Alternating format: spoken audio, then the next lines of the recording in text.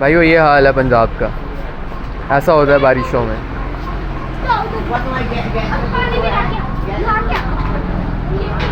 सिर्फ पानी ही पानी। ये मुंबई बन गया हुआ, मुंबई की लहरें हैं ये। क्या कर रही है ये गवर्नमेंट, कुछ समझ नहीं आ रहा। कुछ सोचना चाहिए। यहाँ से कम 5 साल हो गए हैं, मैं ऐसे ही देख रहा हूँ यही सब होता है।